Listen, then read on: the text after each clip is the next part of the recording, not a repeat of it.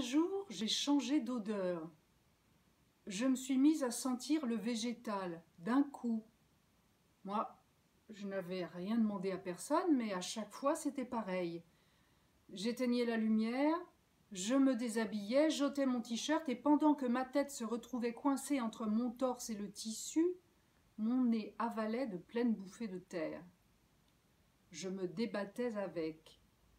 Plus de sueur, plus de traces de sueur, plus de cette odeur naturelle qui me collait si bien à la peau et plaisait aux femmes.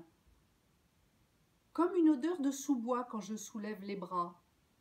Mon torse soudain recouvert de mousse. Mon nez se surprend toujours à renifler des racines, du bois humide et moisi autour de moi. Mon corps nu sent l'humus. Je me vois bien tout blanc dans la glace, mais quand j'inhale, c'est de la terre brunâtre qui entre dans mes narines. Suis-je bien dans mon lit ou suis-je dans un lit de feuilles? Je mange de la terre à pleines dents tous les soirs. Mais où est passé le carnivore en moi? Je veux manger de la viande à pleines dents, je veux humer son fumet à pleines narines, sentir le graillon, l'homme qui mange de la bête, de l'animal. Je suis tout simplement en train de pourrir. Je tombe en décomposition. C'est le printemps ou l'automne, une nouvelle peau ou... Je n'aime pas me faire surprendre et sans cesse j'essayais de devancer ma mutation organique en cours. Mes ongles, ils deviendraient quoi? Parce que tous les prolongements humains que je possédais s'allongeraient certainement, mais surtout changeraient de texture. De bras en bûche, de mains en branches, de doigts en feuilles, une pensée me traversa. Est-ce que mon sang deviendrait sève? Le rouge qui coule dans mes veines me quittera et le blanc m'envahira. Je me souviens enfant avoir léché la sève d'une feuille ou d'un arbre, son goût amer, sa pâte visqueuse, immonde.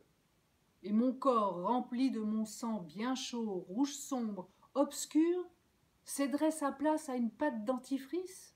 Ben, manquerait plus que ça. Un jour, j'ai réalisé que je ne savais même pas quel genre d'arbre j'allais devenir. Et c'est devenu ma grande question existentielle. Un pin, pour finir en armoire, un hêtre pour devenir une table. Mais j'étais fin, grand, avec peu d'équilibre, pas un corps d'athlète, de grandes mains d'assassin ou de pianiste, pour sans doute de grandes feuilles. Je me voyais en if, en pin ou en bouleau. Je pouvais difficilement espérer devenir un chêne bicentenaire.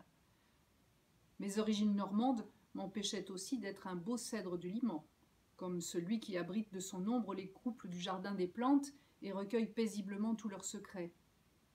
Et le cerisier du Japon, et à Toulouse aussi, où j'avais fait la sieste dans le parc de la ville, protégé du soleil par un grand sophora du Japon.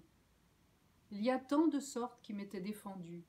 Si les humains luttent pour les sans-papiers, je serais un arbre français. Mais de quelle sorte? Il est temps que le monde végétal s'assouplisse et se démocratise. Tiens, on dirait un capricorne, me fit remarquer Ginko, un pote. Bah, qu'est-ce qu'il fout là? Bordel, on est dans la cuisine, il n'y a pas de bois ici. Et j'étais paniquée tout d'un coup. Ce capricorne, il était pour moi, il voulait ma peau, il m'avait reniflé le salaud. Il fallait que je le bute ou j'en serais malade.